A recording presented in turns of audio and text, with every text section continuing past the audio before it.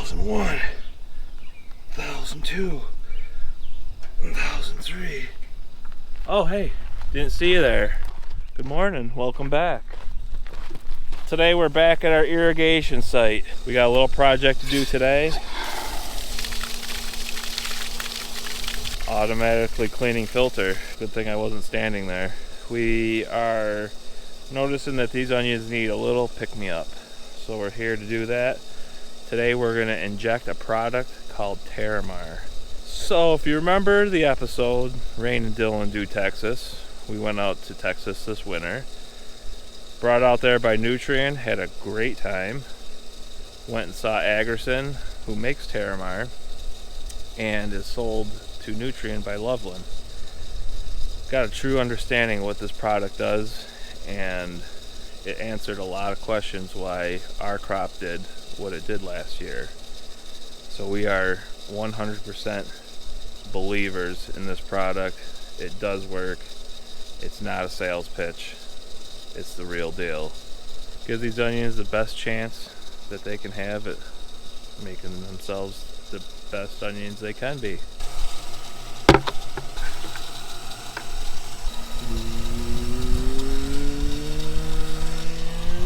$10 says you try it. Try what? The TERRAMAR. It said on the label it tastes like Mountain Dew. We're injecting. We're giving these guys a shot of love. This is what I'm seeing. First leaf, it's kind of falling off. That's not uncommon, but these should not be as stressed as they are. But then again, the organic matter here is way lower than what I'm used to. So this is a very different scenario, growing conditions. What those onions look like over there, and then you come over here to the non-irrigated Hamilton, and then this is what they look like.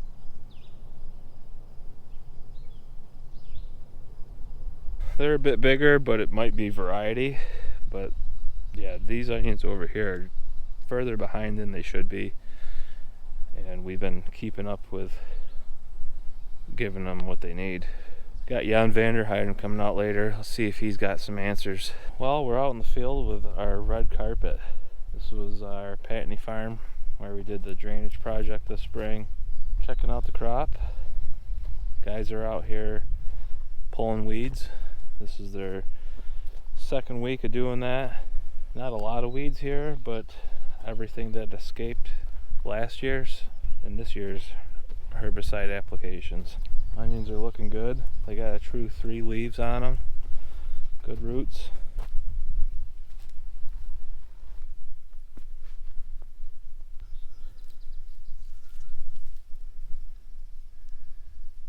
Nice white roots. Lots of roots. Lots of root hairs. They're really liking their environment. They like it here.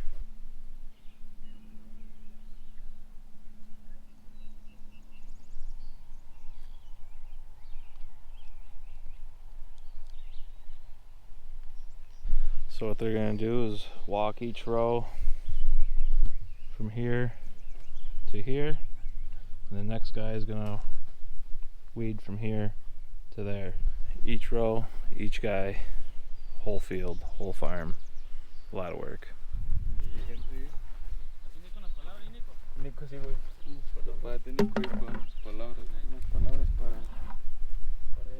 a lot of hard work. It's something I used to have to do as a kid. Work with the guys all summer and pull weeds. With an occasional tractor driving class in between. Saludos, estamos aquí en Nueva York. Un saludo para la familia en Chiapas, la familia Salas. Un saludo también para el compañero Nicolás de Piedra de Azteca. Y Pánfilo también manda saludos para Piedra Parada. Aquí estamos echándole ganas aquí en Nueva York. Estamos agradecidos con la compañía Sorbelos. A esta hora con un clima a 80 grados, con toda la actitud. Todos muy felices. Gracias. Saludos.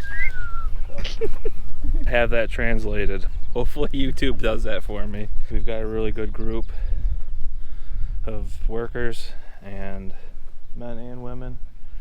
Couldn't do it without you guys. We really appreciate you being here. They're here away from their families, thousands of miles away for months at a time, just to make what we consider minimum wage, which is more than they would make an hour in a week. When you think about it, it makes you feel pretty dang lucky. We're at Patney still, at the spot that we tiled. Not a whole lot of onions right here, but they look good that way and that way. Had to get it planted this spring, and the spot was just a nightmare from all the drainage work we did, and it was a nightmare to begin with, which is why we tiled it. We're almost to our pump stations.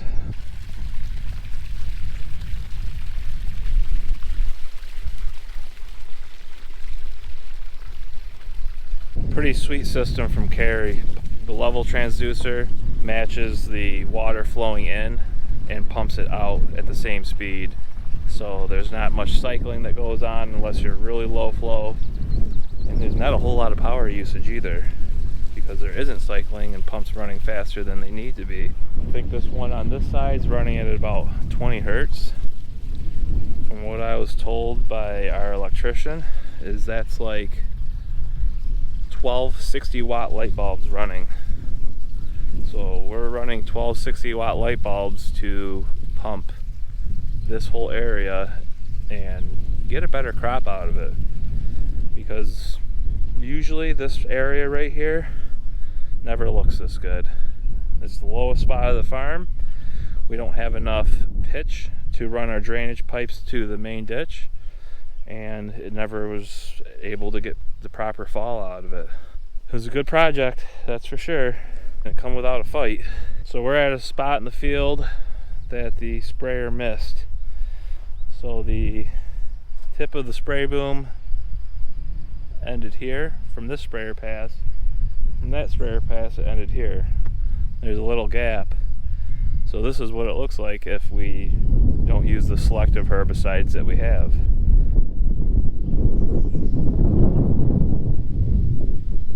So there's barley that escaped, and there's weeds that escaped. Let's look at our weed pressure without any herbicide application. Lamb's quarters, mare's tail, mustard. Weeds are pretty big. The onions are big in this spot, but that's because they're reaching for sunlight. They're getting choked out. This spot eventually will probably fall behind, not really make much of a crop here. Shows you the reason why we use the herbicides that we use and why it's so important that we do that. For the most part, broadleaves is what we're usually fighting. Mustard is probably top on the list. Ragweed would be second, and lamb's quarters third, maybe tied for third or second on some farms is smartweed. Alright, we're here with Jan Vanderheide, the Oswego County onion manual. We're checking out some onions that we planted here on the drip system, see what the crop stage of them looks like and what his opinion is on that. There should be some seed in here. Well, that didn't do anything, did it? Oh, there's now the seed's cracked. Yeah. And there's the seed inside. It should be outside if it germinated, right? Right. And it's just an empty seed coat at this point. Yeah. So there's nothing inside. So that means that it tried to germinate, but it never penetrated. So the seed basically either rotted on the inside, but if the seed had not germinated, there would still be meat inside the seed. Mm-hmm. Tried to germinate, didn't make it, died off. Maybe because it got enough water to just start germination, but there was not enough water to support it. Maybe. The majority of the world grows onions on mineral soils. Sometimes a little bit more clay-like, sometimes a little sandier, but you know, with you should be able to grow onions on this kind of soil. It takes different management practices, so maybe planting a little deeper, maybe irrigating a little bit more, but also your herbicide use has to be adjusted to lower organic matter content, right? So you have to be careful about not hitting things too hard with some of these germination inhibiting herbicides. You know, they would inhibit the germination of the weed seeds, but because the soil is light, if you get a rain on it, the herbicides could wash into the germination profile and, you know, stop the further development of the onions at that point. But that makes it difficult because your soil map here shows that the distribution of organic matter is quite variable, and, right. we can see that here this particular spot is low organic matter, and the onions are just not doing very well here. But as you move from an area with low organic matter to an area with higher organic matter, the onions do much better. Basically, if you overlay your map of the soil organic matter that you have in your soil map with the performance of the onions, there seems to be a pretty strong correlation between between good and bad, right? Definitely. So low organic matter, poor performance; high organic matter, better performance. Yeah, I mean, I would agree with all that, and that's kind of what it looks like here, is that germination was stronger in some spots and weaker in the less organic matter. Yep. It was just enough to fry some of those seeds. So, yep, this is our first time with these onions, this variety onions, and on this piece of ground. So I'd call it one big experiment that I botched partially. You know, Well, these Hamilton over here look really well. Not having germination issues over here. Right. So overall, not too disappointed. No. All right, Jan, well, thank you for coming out. Appreciate your expertise. Thanks for showing it.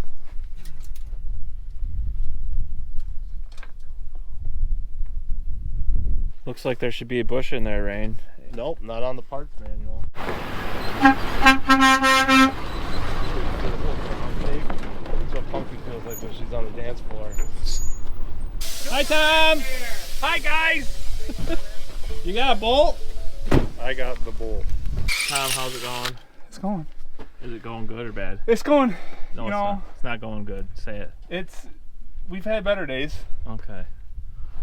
but we'll get her though. We'll get her. I'm gonna leave Tom alone. Let him throw a few things and fix it.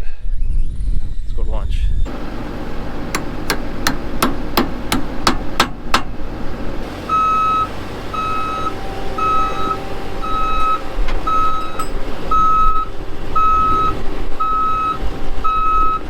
And she's fixed. Nice work, Tommy.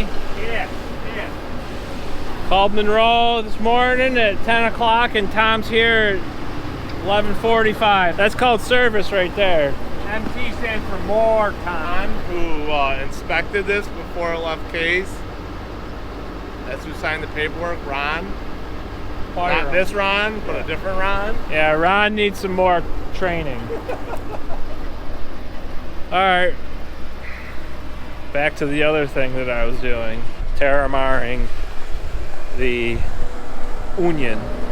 We're here with Logan Scott, Nutrient Ag. We just got done terramaring this field of onions through the drip system. It's actually the smoothest thing on this system that we've done yet.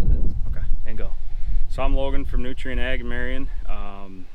Looking at the onions today, we ran our pop-up, which was a blend of Altura, Riser, Accomplish, and Radiate. So those 4 products all went into the pop-up. The Altura is one of our phosphorus sources. It's very efficient, readily available to the plant.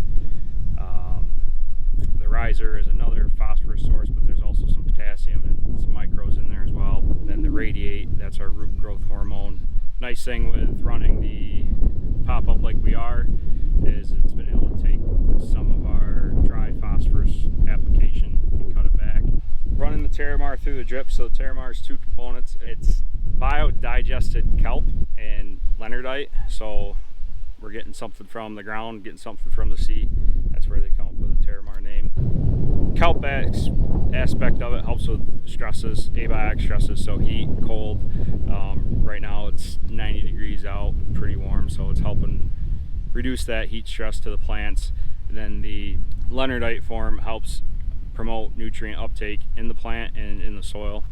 So it's all about basically opening up the cells of the plant and taking up more nutrients. Yeah, it is 90 degrees out and hot. That's why my arms are fried. Been working on my tan. My wife said that I looked really dumb with my farmer's tan down to here, so yeah, I could use some maritime on my arms, but we took a trip to Texas this year. We visited the plant. We really learned how it works, saw the facts behind it, believe in it. It's not just a thing that is being sold to you by a salesman. Before we went down, we were wondering what was the difference this year, what made us do so much better than we expected to do it at times when we thought, oh, the crop's going to go backwards after this weather event, or oh, it's getting too dry, here we go. And it just answered a lot of questions. We're at one of our farms. This has pop-up on it. We put in another ingredient, so it's a new nitrogen product coming down the pipeline from Agrison. Not sure what the name's going to be yet, but I think I should name it. Over there has it, over here doesn't. So let's dig some corn up and see what it looks like.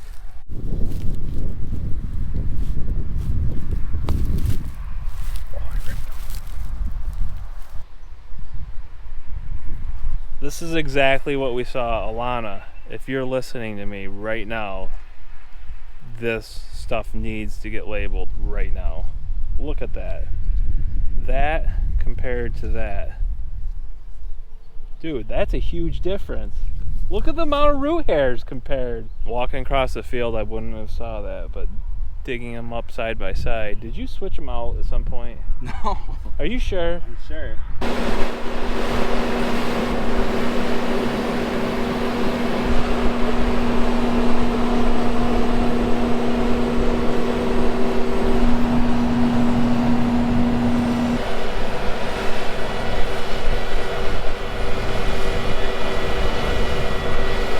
Alright, that's it for the week. I'm gonna go inside, ice these guns down because they got fried. Thanks for watching. We'll see you next week.